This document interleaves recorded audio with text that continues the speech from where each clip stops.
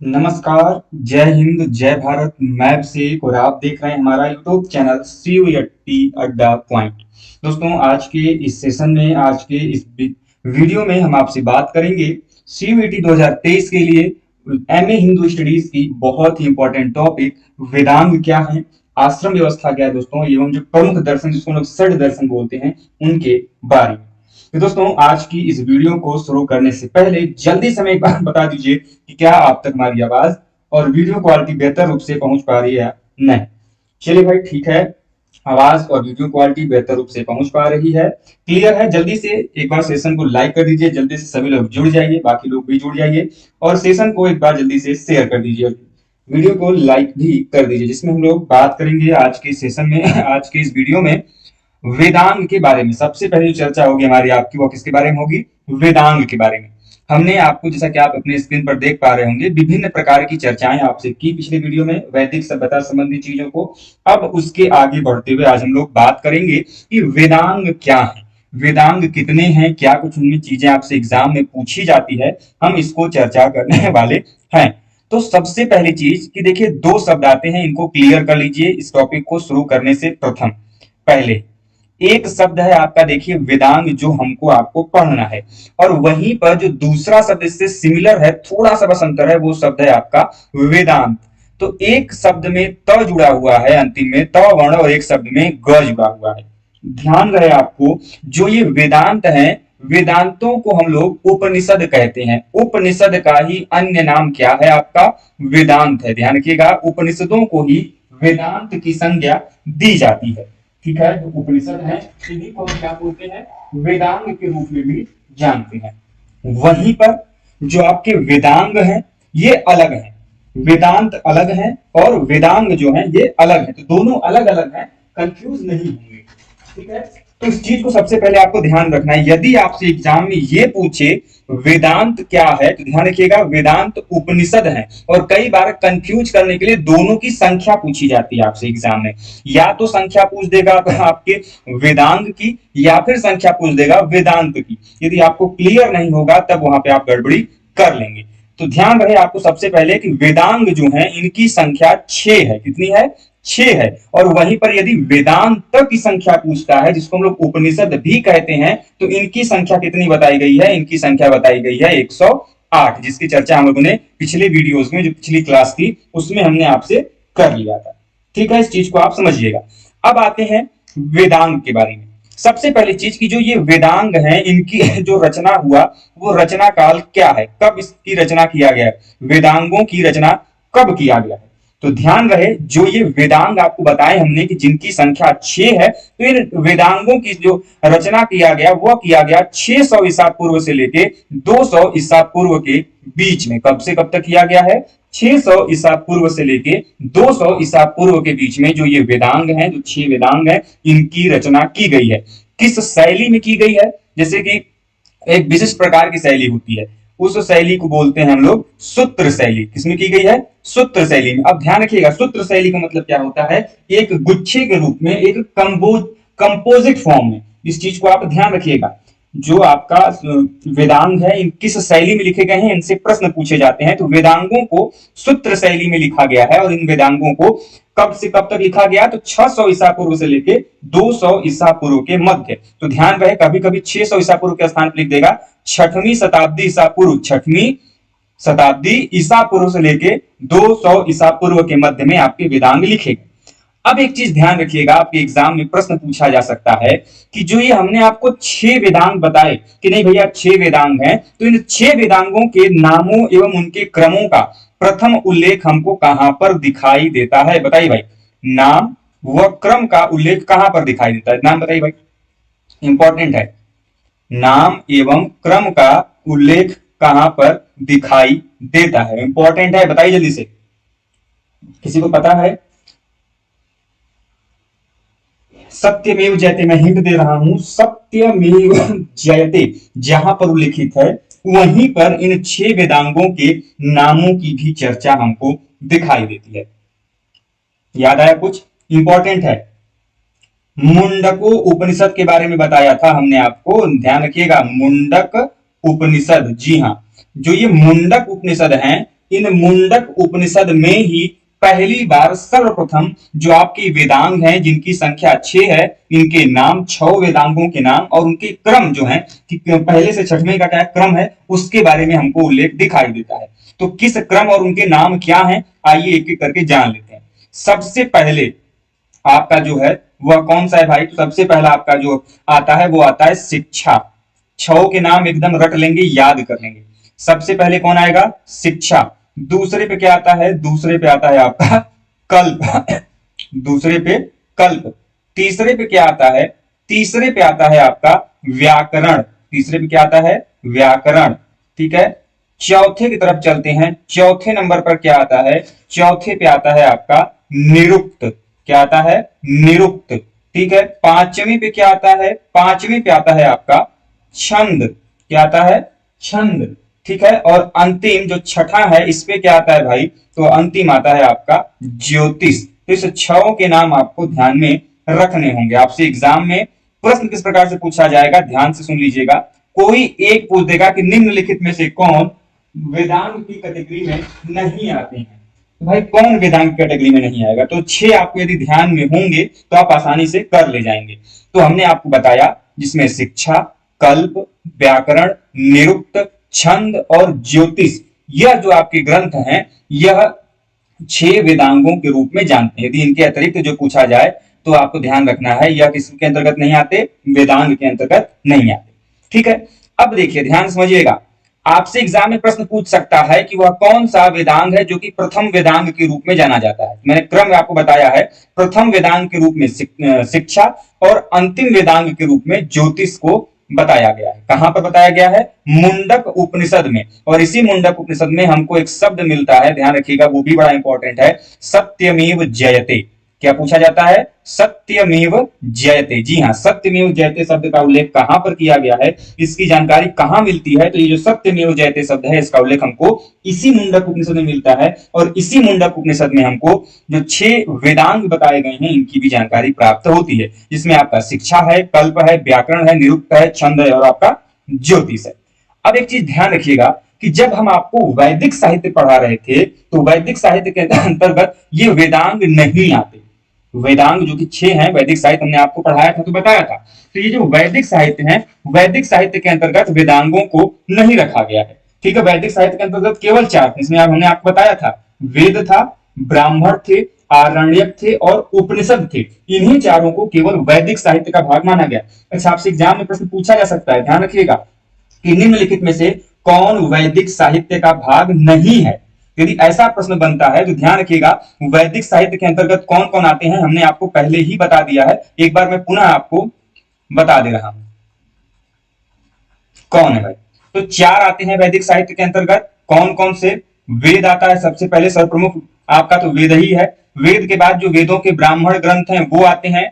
वेदों के जो आरण्यक हैं वो आते हैं। और अंतिम में आता है आपका क्या? वो आता है वेदों के उपनिषद। तो कुल 4 हैं। ठीक है। इन चारों को वैदिक साहित्य के रूप में डिफाइन किया गया है। इनके अतिरिक्त यदि आपको ऑप्शन में कोई चीज दिखाई देती है तो उनको हम लोग वैदिक साहित्य का भाग नहीं मानेंगे। इसीलिए जो वेदांग है ये वैदिक साहित्य के अंतर्गत नहीं आते हैं, ये वैदिक साहित्य के भाग नहीं है। अब इनकी रचना क्यों की गई, वेदांगों की रचना की जरूरत क्यों पड़ी? देखिए जैसे कि आप सभी देख पा रहे हैं जो 6 वेदांग हैं ये अलग अलग विधाओं के बारे में बताते हैं। एक शिक्षा के बारे में बताता है, एक कल्प के बारे में बताता है, एक आपका व्याकरण के बारे में बताता है, एक निरुक्त के बारे में बताता है, एक छंद के बारे में बताता है और एक ज्योतिष के बारे में बताता है। तो वेदों को समझने के लिए जो 4 वेद हमारे पास हैं उनको समझने के लिए हमने इन वेदांगों की रचना की, जिनको हमने 6 अलग अलग भागों में बांटा। मतलब इन वेदांगों में क्या क्या चीजें स्थापित है, क्या क्या चीजें स्थित है। ठीक है। अब हम समझेंगे कि जो ये आपको 6 हमने वेदांग बताए इनका संबंध किसी न किसी शरीर के अंग से है। जो इनका संबंध है, संबंध जो है इनका संबंधित अंग आपके एग्जाम में पूछा जा सकता है, ये इंपॉर्टेंट है। ठीक है। संबंधित अंग कौन से हैं भाई, ध्यान रखिएगा, मैं बता रहा हूं। सबसे पहले शिक्षा। शिक्षा किससे संबंधित होगी भाई, बताइए। जो शिक्षा है इसका संबंध किससे है, शरीर के किस अंग से है? तो ध्यान रखिएगा नासिका। किससे बताया गया है? नासिका से बताया गया है। ठीक है। कल्प की बात करें, कल्प का संबंध है हाथ से। किससे है? हाथ से है। यह किसको दर्शाता है? तो कर्मकांडीय विधि को दर्शाता है। कर्म कांडीय विधि को दर्शाता है। ठीक है, वहीं पर जो व्याकरण है, व्याकरण किसको दर्शाता है भाई? मुख को दर्शाता है। व्याकरण किसको दर्शाता है? मुख को। नृत्य किसको दर्शाता है? नृत्य दर्शाता है आपके कान को। किसको दर्शाता है? कान को। ठीक है, इसका मतलब, इस नृत्य का मतलब क्या है? जहां पर शब्दों की व्युत्पत्ति, शब्दों का जहां से निर्माण किया गया हो, उत्पत्ति जहां से होती हो, शब्दों की व्युत्पत्ति या फिर उत्पत्ति वाला आपका ये क्या है? शास्त्र है। ठीक है, इस चीज को आप समझिएगा। वहीं पर आपका जो बचा अंतिम, ज्योतिष। ज्योतिष का संबंध है आपके किससे? नेत्र से। तो ये सभी चीजों को आपको ध्यान रखना है। अब आपके एग्जाम में क्या प्रश्न भी आया था इससे इंपॉर्टेंट वाला, जिससे ये आपका निरुक्त है। आपके एग्जाम में प्रश्न पूछा गया था कि जो शब्दों की उत्पत्ति है, इससे संबंधित वेदांग कौन सा है? तो ध्यान रखिएगा, इससे संबंधित वेदांग का नाम क्या हमने बताया आपको? उसका संबंध है निरुक्त से। किससे है? निरुक्त से। ठीक है, वहीं पर आगे बढ़ते हैं। इतनी चीजें उम्मीद करते हैं कि आपको क्लियर हो गया होगा। ठीक है, एक एक करके हम लोग समझने और जानने का प्रयास करेंगे। चलिए आगे बढ़ते हैं। कितनी बातें क्लियर है भाई? अब देखिए, कुछ चीजें जो है इंपॉर्टेंट फैक्ट जो है, आप उसको नोट डाउन कर लेंगे। क्या क्या वो फैक्ट है? तो फैक्ट नंबर 1, जो शिक्षा है, वेदांग जो है, जो शिक्षा वाला वेदांग है, इस शिक्षा के वेदांग के ऊपर संबंधित मुनि कौन है? ये बड़ा इंपॉर्टेंट है। तो वो है आपके शौनकाचार्य। शौनकाचार्य।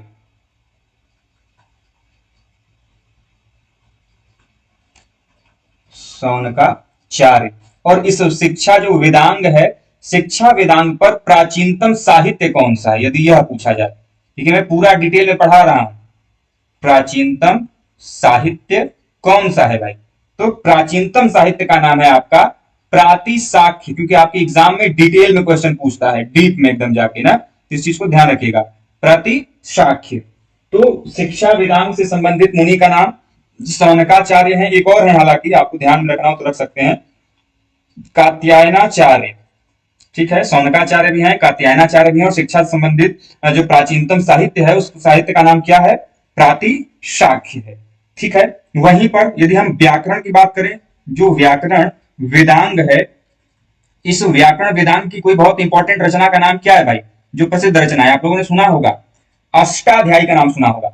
अष्टाध्यायी पुस्तक है भाई, बहुत इंपॉर्टेंट पुस्तक है, कई बार एग्जाम में आया है इस रचनाकार का नाम। इसको लिखा किसने है?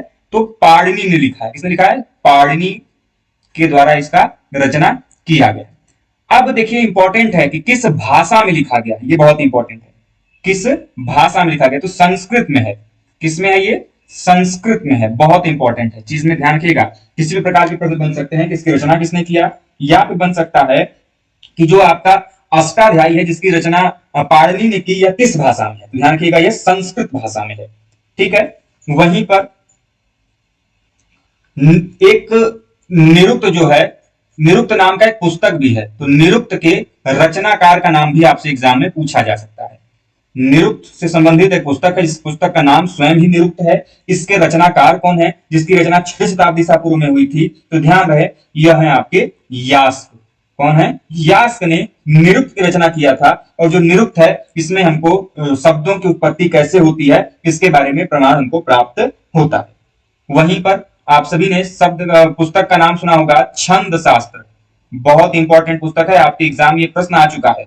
जो छंद शास्त्र है, इसके लेखक के रूप में किसे जाना जाता है? तो छंद शास्त्र के जो लेखक हैं, इसके लेखक के रूप में हम पिंगल मुनि को जानते हैं। किसको जानते हैं? पिंगल मुनि। ठीक है, छंद शास्त्र जो है, इसके लेखक के रूप में किसे जाना जाता है? पिंगल मुनि को। और सबसे important point, most important point क्या है भाई? मोस्ट इंपॉर्टेंट पॉइंट कि ज्योतिष का सबसे प्राचीन ग्रंथ, बहुत बार एग्जाम में आया है, ज्योतिष का सबसे प्राचीन ग्रंथ का नाम क्या है? सबसे प्राचीन ग्रंथ का नाम,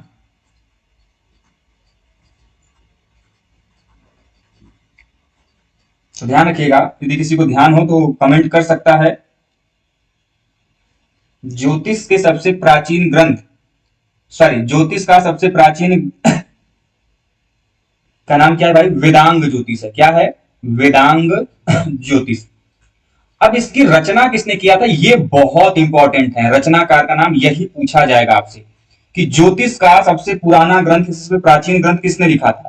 तो यह लिखने वाले व्यक्ति थे आपके लगध मुनि। किसने लिखा था, लगध मुनि ने लिखा था। अच्छा, आपसे एग्जाम में ये भी प्रश्न पूछ सकता है कि लगध मुनि निम्नलिखित में से क्या थे। आपके ऑप्शन में रहेगा गणितज्ञ थे, खगोलीय थे, ज्योतिष थे, या फिर वेदों के विद्वान थे। तो ध्यान रहे जो लगध मुनि है इनका संबंध ज्योतिष से है, और उनकी पुस्तक का नाम है वेदांग ज्योतिष, जो कि सबसे क्या मानी जाती है, प्राचीनतम ज्योतिष का ग्रंथ माना जाता है।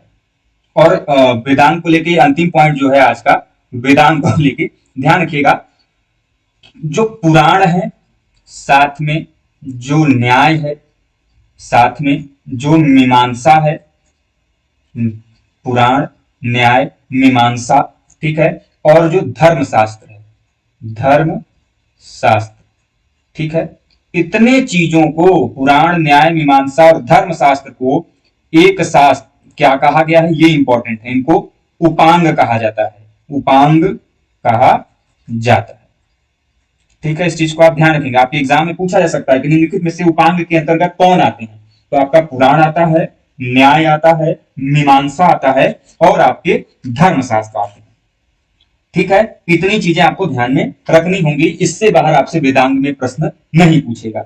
या तो देखिए कौन कौन सी चीज पूछा जाती है, या तो संख्या पूछा जाता है समान रूप में, या तो संख्या पूछेगा, या तो उनके नामों के क्रम पूछ दिए जाते हैं, या फिर उनमें से कौन सा नहीं है वो पूछ दिया जाता है। और बाकी जितने हमने आपको फैक्ट बताए उनसे संबंधित, वो फैक्ट आपको बिल्कुल भी ध्यान में होने चाहिए, वो भूलना नहीं चाहिए आपको।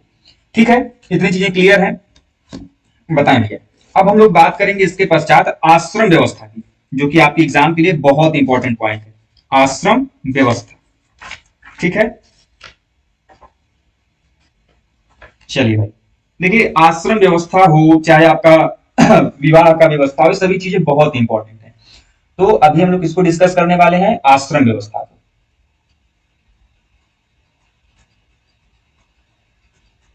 आश्रम व्यवस्था, चलिए आश्रम व्यवस्था, ठीक है। अब एक चीज समझिएगा, जो ये आश्रम व्यवस्था है ये स्थापित कब हुई, आश्रम व्यवस्था जो है यह कब आया, ये अस्तित्व में कब आया, हम लोग जानते हैं ना, तो कब आया भैया अस्तित्व में। तो ध्यान रखिएगा, आश्रम व्यवस्था जो आपका उत्तर वैदिक काल है, जिसको हम लोग लेटर वैदिक पीरियड बोलते हैं, तो उत्तर वैदिक काल में ये जो आश्रम व्यवस्था है आपको अस्तित्व में देखने को मिलती है। आश्रम व्यवस्था का मतलब क्या होता है भाई, आश्रम का अर्थ होता है, यदि आप आश्रम व्यवस्था देखेंगे तो आश्रम व्यवस्था में जो आश्रम है, जो शब्द है आपका आश्रम, आश्रम का मतलब होता है कि श्रम करने के पश्चात विश्राम करना, श्रम करने के पश्चात विश्राम करना। ठीक है, इसको बताया गया। तो ऐसी व्यवस्था जिसमें विभिन्न प्रकार के श्रम जो कि अलग अलग डिफाइन किए गए हैं, इनमें आपको आश्रम व्यवस्था के अंतर्गत डिफाइन किया गया। जब आप आश्रम व्यवस्था पढ़ेंगे तो आपको ध्यान रहे, आपको साथ में एक चीज और पढ़ना पड़ेगा, पुरुषार्थ के बारे में। किसी भी मनुष्य जीवन में सनातन परंपरा में 4 प्रकार के पुरुषार्थ बताए गए हैं, जो मनुष्यों को एक एक करके काम उस पर करना पड़ता है। जब बच्चे का जन्म होता है, बालक का जन्म होता है, तो सबसे पहले काम वह होता है उसका धर्म। क्या होता है, धर्म। उसके बाद धर्म का पालन उसने कर लिया तो उसके बाद उसको करना होता है अर्थ, मतलब कमाई, पैसा, धन। फिर उसके बाद काम, काम का मतलब वासना वाला काम, काम करने वाला काम नहीं। उसके बाद आता है आपका मोक्ष। तो पुरुषार्थ कितने हैं आपके, 4 हैं।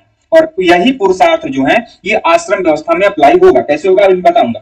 तो सबसे पहली चीज तो ये है कि ये जो आश्रम व्यवस्था है इनका प्रथम उल्लेख कहां दिखाई देता है, प्रथम उल्लेख कहां मिलता है। तो एक चीज समझिएगा, हम सभी लोग ये जानते हैं कि जो आश्रम व्यवस्था है, आश्रम व्यवस्था का उल्लेख सबसे पहले कहां मिला है। तो देखिए आश्रम व्यवस्था में 2 प्रकार की व्यवस्थाएं हैं। वर्तमान की जो व्यवस्था है इसमें कुल 4 भाग बताए गए हैं आश्रम व्यवस्था के, लेकिन शुरुआत में इसके 3 थे। तो जो प्रथम उल्लेख है जहां पर आश्रम व्यवस्था में 3 आश्रमों का उल्लेख मिलता है, तो वो कहां मिलता है, 3 आश्रमों का उल्लेख कहां पर प्राप्त होता है, ये इंपॉर्टेंट पॉइंट है। तो जो 3 आश्रम है जिसमें आपके अंतिम का नहीं है एक, तो 3 आश्रमों का उल्लेख सबसे पहले हमको छांदोग्य उपनिषद में मिलता है। कहां मिलता है? छांदोग्य उपनिषद। ठीक है, इस चीज को आप ध्यान रखिएगा। वहीं पर यदि वहां पर संख्या न दिया हो, यदि आपसे 3 न देकर सीधे पूछते कि आश्रम व्यवस्था का उल्लेख या फिर चारों आश्रमों का उल्लेख कहां पर मिलता है, 4 आश्रमों का उल्लेख कहां पर मिलता है, ये आपके लिए बहुत इंपॉर्टेंट है, इसको रट लीजिएगा भाई। कहां पर मिलता है? तो यह मिलता है आपके जबालोपनिषद में। कहां पर मिलता है? जबालो उपनिषद में। ठीक है, इस नाम को दोनों का आपको ध्यान में रखना है। सबसे पहले कि जो देखिए 2 प्रकार की आश्रम व्यवस्था स्थापित थी। एक वो व्यवस्था जिसमें कि 3 आश्रम व्यवस्था थी, जैसा कि आप सभी लोग जानते हैं। आश्रम व्यवस्था के अंतर्गत कुल 4 आश्रम बताए गए हैं, ब्रह्मचर्य, गृहस्थ, वानप्रस्थ और संन्यास आश्रम। तो इनमें से जो प्रथम 3 है, इनका हमको पहली बार उल्लेख छांदोग्य उपनिषद में मिलता है। लेकिन बाद में जब आएंगे कि जो चारों के चारों आश्रम हैं, इनका उल्लेख पहली बार कहां मिलता है, तो यह हमको दिखाई देते हैं आपके जबालोपनिषद में। ठीक है, इस चीज को आपको ध्यान में रखना होगा। नाम अच्छा कब से कब तक है, ये बड़ा इंपॉर्टेंट है भाई कि चारों के नाम क्या है, मनुष्य का जीवन। ऐसा एक चीज और जान लीजिएगा, आश्रम व्यवस्था जब आप पढ़ेंगे तो आश्रम व्यवस्था के अंतर्गत जो मनुष्य की औसत आयु रखी गई वह कितनी मानी गई है भाई? उस समय 100 वर्ष मानी गई, और 100 वर्ष के आधार पे उन आश्रम व्यवस्था का विभाजन किया गया है। ठीक है, 100 वर्ष को 4 बराबर भागों में विभाजित कर दीजिए भैया, 1 से 25, 25 से 50, 50 से 75, 75 से 100। ठीक है, ये आपका है। तो सबसे पहला जो आश्रम व्यवस्था है, क्रम आपको ध्यान में भी रखना है साथ साथ में। सबसे पहले आश्रम व्यवस्था का नाम क्या है भाई? तो सबसे पहले आश्रम आपका आता है ब्रह्मचर्य आश्रम। क्या है? ब्रह्मचर्य आश्रम सबसे पहला आश्रम है।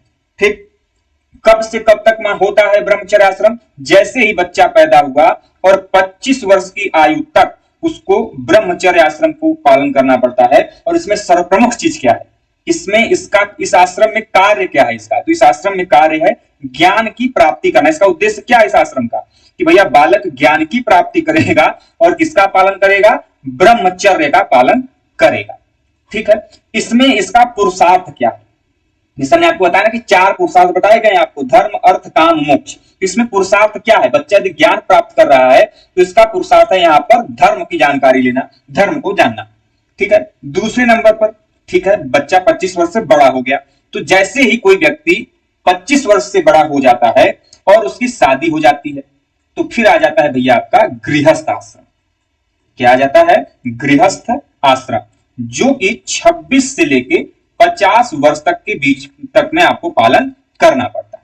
इसमें उद्देश्य क्या है भाई? कि जो सांसारिक जीवन है उनका, सांसारिक जीवन जिसमें शादी विवाह होता है, इनके बच्चे उत्पन्न होते हैं, बाकी जो मोह माया है सब इसी में आता है। इसमें कौन से पुरुषार्थ की जरूरत पड़ेगा? तो इसमें इनको आदमी जब पढ़ लिख लेगा तो कमाएगा ना पैसा, पैसा कमाएगा मतलब उसके पास अर्थ होना चाहिए। और पत्नी से विवाह हुआ है तो वहां पर सिंपल सी बात है, काम वासना होगी तो वहां पर काम।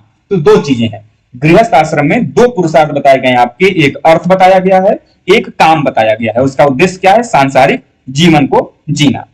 इसके पश्चात यदि हम चलें तीसरे आश्रम व्यवस्था की तरफ, तो तीसरा आश्रम है आपका वानप्रस्थ आश्रम। क्या है? वानप्रस्थ आश्रम। वानप्रस्थ आप नाम से समझ सकते हैं, वान मतलब वन की ओर गमन। आप मोह माया छोड़ दीजिए, निकलिए बाहर दुनिया से, सब मोह माया है, बोलते हैं ना वही वाली कहावत। 51 से लेके 75 वर्ष के बीच में जो काल है, ये आपका वानप्रस्थ का है समय। बच्चे पैदा हो गए, विवाह हो गया, सुख शांति मिल गई, खूब पैसा कमा लिए, अब सब मोह माया छोड़िए, अब प्रभु की ईश्वर में, प्रभु की चरणों में ध्यान लगिए। तो ईश्वर ध्यान, इसका मेन उद्देश्य क्या है भैया?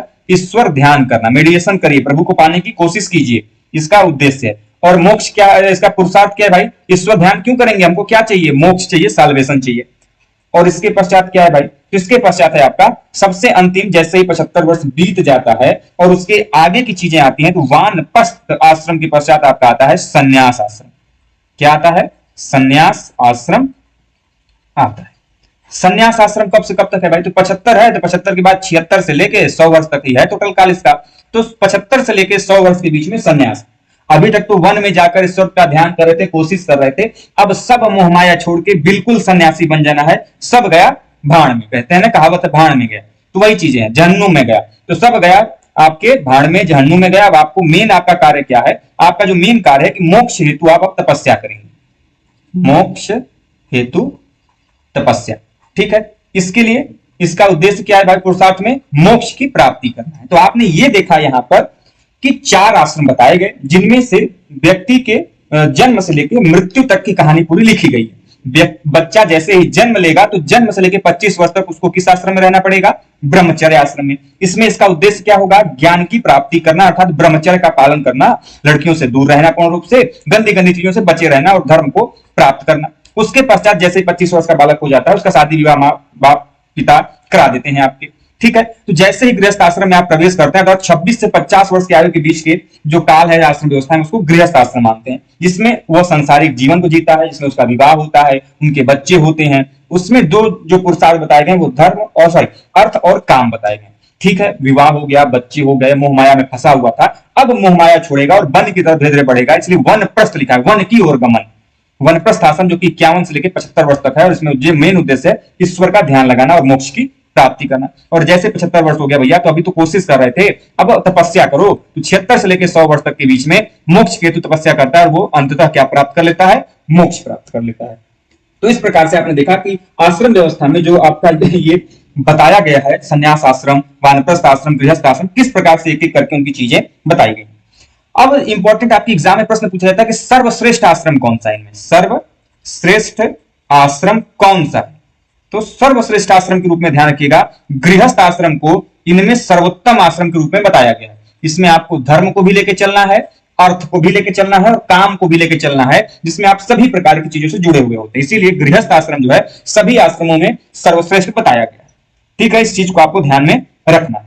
और ये जो आश्रम बताए गए, जो हमने आपको 4 ये आश्रम बताए, इन चारों आश्रम में एक चीज आपको ध्यान में रखना है, जिसमें हमने आपको एक चीज बताया था कि व्यक्ति जब 4 आश्रम करता है, तो हमने आपको कल ही बताया था पंच महायज्ञ के बारे में। किस बारे में बताया था? पंच महायज्ञ के बारे में। और 3 प्रकार के ऋण होते हैं, त्रिऋण जिसको हम लोग बोलते हैं। तो मनुष्य के ऊपर जैसे वो जीवन के लिए पृथ्वी पर अवतरित होता है, तो उसके पास क्या होता है? अलग अलग लोगों के ऋण होते हैं, जिसमें आपका एक ऋण होता है ऋषि ऋण, ऋषि मुनियों के ऋण। ठीक है, ऋषि ऋण होता है। ऋषियों से मुक्त होने के लिए आपको ऋषि ऋण होता है। ठीक है, उसके बाद होता है आपका पितृ ऋण, अपने माता पिता का ऋण। ठीक है, उसके पश्चात होता है आपका देव ऋण, मतलब जो देव हैं उनके ऋण, देव ऋण।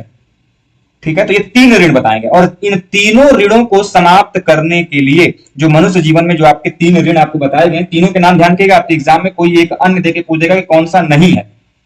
तो ऋषि ऋण, पितृ ऋण और देव ऋण, इन तीनों को अपने ऊपर से हटाने के लिए 5 महायज्ञ बताए गए हैं, जिन 5 महायज्ञों के नाम हमने आपको बताया है। ठीक है, इस चीज को आपको ध्यान में रखना होगा।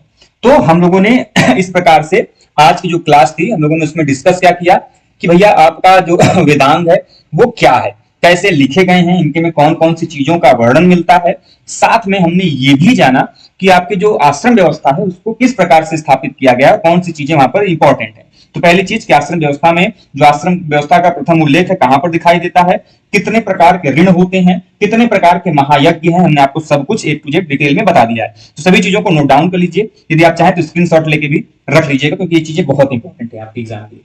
तो फिलहाल आज के लिए बस इतना ही। उम्मीद करते हैं कि आपकी जो चीजें हैं, आपकी जो क्लासेस हैं, वो आपको समझ में आई होंगी। यदि आपको इससे थोड़ा भी हेल्प मिला हो दोस्तों, तो वीडियो को लाइक कीजिएगा, चैनल पर नए हो तो चैनल को सब्सक्राइब भी जरूर कीजिएगा। मिलते हैं इसी प्रकार के वीडियो के साथ नेक्स्ट वीडियो में। तब तक के लिए जय हिंद, जय भारत, हर हर महादेव।